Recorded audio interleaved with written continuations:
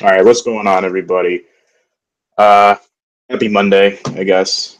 Unless you're a Browns fan. So by the title of this video, you can already tell what happened. Browns got their asses kicked by the Ravens in Week 2, and Deshaun Kaiser did not look like a franchise quarterback. Granted, he doesn't have any receivers, and we'll get to that in just a second. Okay. Now, there were some positives. I will admit that. Okay. Uh, Rashard Higgins was good. You did that. That might be it. But no. Our defense looked okay. I have no idea why the hell Greg Williams was. I have no idea why the hell Greg Williams was playing Peppers so deep, back because that just left the middle wide open.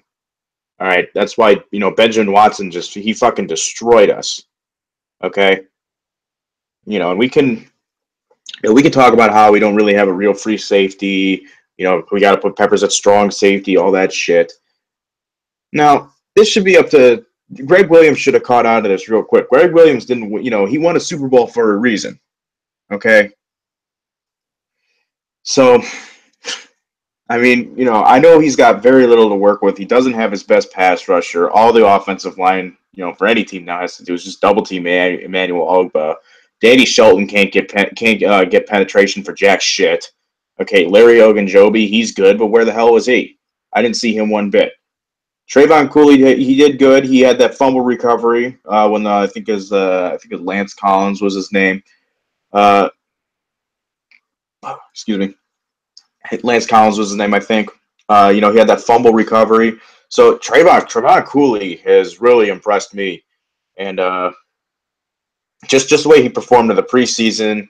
So I really think if he has a good year, then I think Danny Shelton's days in this city are over, because we can just do Trayvon Cooley and Larry Ogunjobi at our defensive tackle spot. But anyway, the linebackers look pretty bad. Christian Kirksey got a sack. He almost got another one, I think. Joe Schobert didn't look too good, but he's young, so we'll cut him some slack. And Jamie Collins got a concussion, because that's what happens when you aim for the head. You also get shit happening to your head too. So, without further ado, let's get into the offense, the wonderful world of the offense that is known as the Cleveland Browns. Um, it was absolutely horrendous. Uh, and I'll get to Kenny Britt in a minute, because I have a quote when I saw him fuck up when I saw him fuck up a lot yesterday.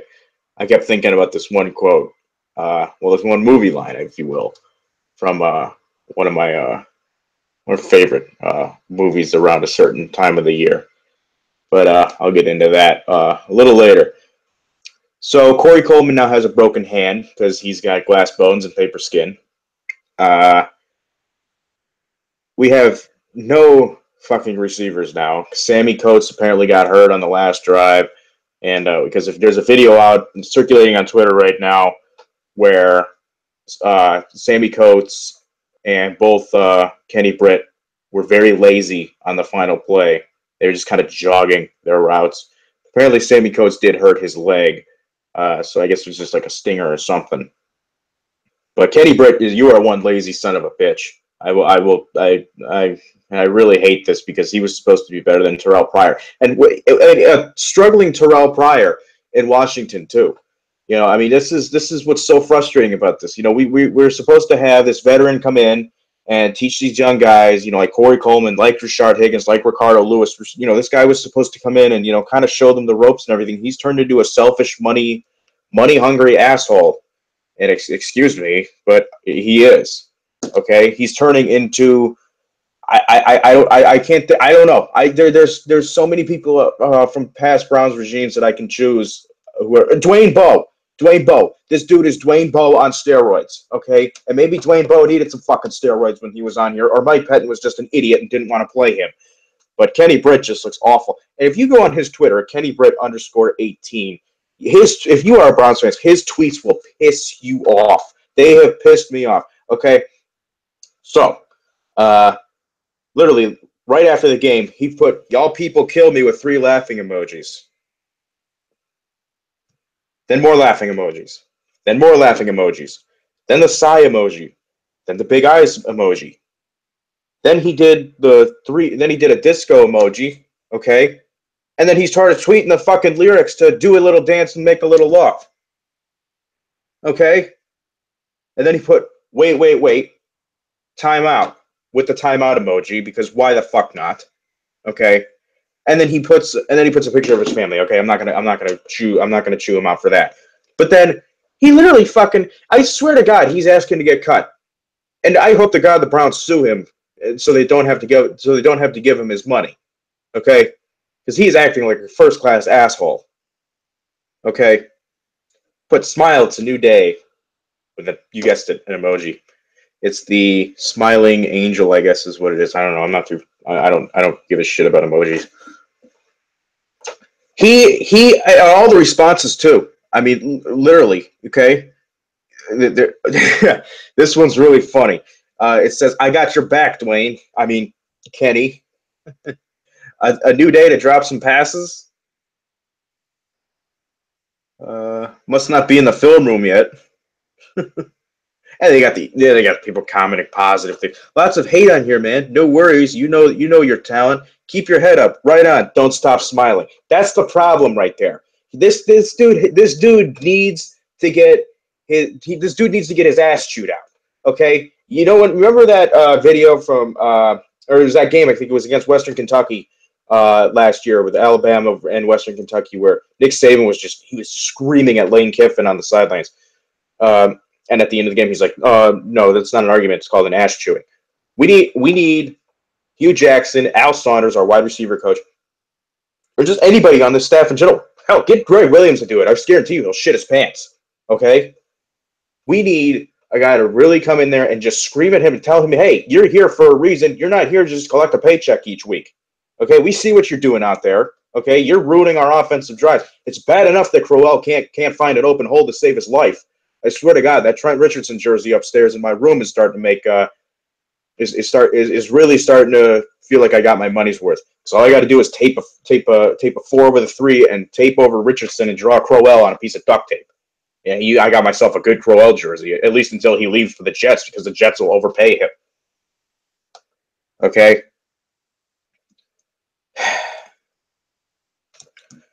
Shard Higgins looked really good. I'll put that. Point that out. David Njoku got his first career touchdown pass, and it came from Kevin Hogan, and I really did enjoy that, because I'm kind of skeptical about David Njoku, because I really wanted O.J. Howard, and then when O.J. Howard got drafted, I was bummed, and then I was like, okay, well, we can still probably get Evan Ingram, and then he eventually went to the Giants. So I still need to be convinced about David Njoku, but that was an impressive catch, because that ball was horribly thrown. And so let's talk about Duke Johnson's receiving skills too. One-handed catch on a ball that could have been picked off by Eric Weddle. Man, I swear to God, if we didn't have such a depleted receiver core, I think Duke Johnson would be our number one running back. And also, where the hell is Matthew Days? Okay, we literally stole this guy from the draft. Okay, this guy was supposed to be a third-round pick. They were ranking him up there with Deonta Foreman and all those guys. So I don't know where the hell he's been. I mean, he could do a lot better than Crowell, in my opinion. I don't know. Maybe they're developing him because he was a seventh-round pick. So, yeah, just everything went bad. The play calling was bad. DeShone Kizer had a bad game. He fumbled. There was 3 interceptions he threw. One of them wasn't really his fault. It did bounce off of Duke Johnson's hands. I don't really count I hate counting those as interceptions when a ball gets tipped in the air and then it gets picked off, because, in my opinion, I think an interception should be where you actually throw it to the defender, not where it just gets tipped in the air and it's free game and it's anybody's ball. So I don't think we should count that. He severely underthrew Rashard Higgins in the end zone into double coverage. I don't know what possessed him to do that. And if any, I mean, it wasn't like it was even just a little bit off, and they jumped in front of it. He threw it right to the guy. But I understand this comes with being a rookie. Okay, I did tweet out "bust" right after that, but it was in the heat of the moment. I was getting pissed, very frustrated too. But I think he'll have a bounce back game against the Colts. The only thing we really have to worry about on that Colts defense is Malik Hooker, who had his first career interception yesterday. Go Bucks. But yeah, so anyway, I would like to read what I was thinking about with what I was thinking about when Kenny Britt was fucking up real bad. Now, if you've ever seen the movie Christmas Vacation before, you would know that when Clark Griswold, who's one of the main characters, gets fucked over because he doesn't get his Christmas bonus and he already buys like a pool or some shit. I don't know. Watch the movie; it's really funny. Well, there's one of the best scenes in there where he just goes on a rant about his boss, and for some reason, I was thinking about that scene. To think of the rant in particular when you gotta excuse me, I'm sorry. It's Monday. I'm tired. I got like 5 hours of sleep last night. So I'm a little slow today. Okay, this isn't Friday or a Thursday where I'm able to sleep in because I got to go around my class schedules, and I had a class at 9 o'clock today. So okay, so the quote is, and I was thinking about this for some reason. So the quote is, it goes, all right. And he's talking about his boss. So I was thinking about Kenny Britt when this happened. So he says, I want to look him straight in the eye, and I want to tell him what a cheap, lying, no good, rotten, floor-flushing, low-life, snake-licking, dirt-eating, inbred, overstuffed, ignorant, blood-sucking, dog-kissing, brainless, dickless, hopeless, heartless, fat-ass, bug-eyed, stuffed-legged, spotty-lip, worm-headed sack of monkey shit he is. Hallelujah. Holy shit. And where's the Tylenol? I think that really related to Kenny Britt's performance yesterday. And let's talk about that other thing too that nobody seems to really be talking about. When Kenny Britt went full retard, and if you've ever seen Tropic Thunder, you should know you never go full retard. Okay, he ended up pushing off of I don't know who. I think it was Tony Jefferson, the guy who we tried to sign, and he said he doesn't play here for money, which is a load of shit. So fuck you, Tony Jefferson. Yeah. I'm sorry. I'm not letting up today. I'm pretty mad. Okay, because we took 3 steps back. Okay, and, against Pittsburgh, it looked like we were taking 2 steps back. Yeah, we lost, but that was because of special teams. Okay, this just looked terrible. And Hugh Jackson, he did the dumbest challenge imaginable. And I get what Breer and Body Calhoun might have saw, but Breer and Body Calhoun is not the coach. He didn't have a good game either, which is really, really rare because he's a scrappy player and I really like him. Also, Jamar Taylor got burned a lot, and I did not. Whatever. All right, I forgot what I was talking about just. Oh yeah, the Kenny Britt pushing off, and he had a good catch too. And so when he fucked that up, I just knew. I'm like, you learned nothing from last week. You didn't learn anything from last week. And I was at the Browns' first preseason game, and Kenny Britt had some pretty bad drops, and there were a few balls that were overthrown by Brock Osweiler, so I kind of cut him some slack there. But all in all, he's just not good. And I think that his actions on Twitter, I'm hearing rumors that he's a problem in the locker room. We can't have that on this team, especially with all the other locker room disasters that we had before. We cut Calvin Pryor like it was nothing. When he got into a fight with Ricardo Lewis, apparently he started it, and I guarantee you that if Ricardo Lewis started the fight, Ricardo Lewis wouldn't be on this team anymore. So, it shows that we do have some discipline, but I don't know. I don't think Kenny Britt will get cut because Hugh Jackson literally just said 2 hours ago that he's not going to bench Kenny Britt for week 3. But I guarantee you if Kenny Britt doesn't perform well against that Colts secondary, he's getting benched, and I think he's going to be placed on the trading block because Josh Gordon should be back by the time we face the Jets. So I don't know. Not much to say other than everything was just awful. Okay, we really need Myles Garrett back. He proved that he is the X factor in this. Yeah, I like Carl Nassib and everything, but Myles Garrett is a fucking beast. That dude can burst through double coverage. That dude can burst through getting double teamed by the offensive line. And we really need that. So, I don't know. I think we'll be fine. This is, from Kaiser, this is growing pains as usual. But it didn't look good. It didn't look good, guys. So I can't really think of anything else that I can really think about. Oh yeah, I'm expecting Nate Orchard to really step up to the plate now that Jamie Collins is out, and also with Corey Coleman, now that we know that he has glass bones and paper skin, and that every morning he breaks his legs and every afternoon he breaks his arms. Um, I would advise Browns fans to look up highlights for these these two receivers that could possibly go in the top 10. I think we're gonna be picking the top 10 again, unfortunately. And even if we're not, we're still getting the uh, we're still getting the Texans pick, which we gave up Deshaun Watson, and I think that was it's looking now like that's that's paying off pretty well. I'm trying to find the list of these two guys. I had it on my Twitter just yesterday. Um, Damn, where is it? Oh yeah, let's talk about no offensive coordinator for now. Comment who you think could be the offensive coordinator next year. I really think it's going to be Jake Gruden because I think he's going to get fired, and I don't think he'll get a head coaching job anywhere else because Dan Snyder's just going to bash him. And him and Hugh go a long way back in Cincinnati, so I believe Jay Gruden will be our offensive coordinator next year. If not, get someone from college. Get Chip Kelly for all I care. I know Chip Kelly's a dumbass, but he's a dumbass when it comes to personnel moves. I think he could be a great offensive coordinator in this league. If we go his cushy job, I think he's on NFL Network. Jeez. Where? Oh yeah. All right. So look at these two receivers. Okay, Calvin Ridley from Alabama. They usually produce pretty good receivers, as we see with Amari Cooper, obviously. And Simi Cobbs, a guy who torched Ohio State secondary week one of the college season.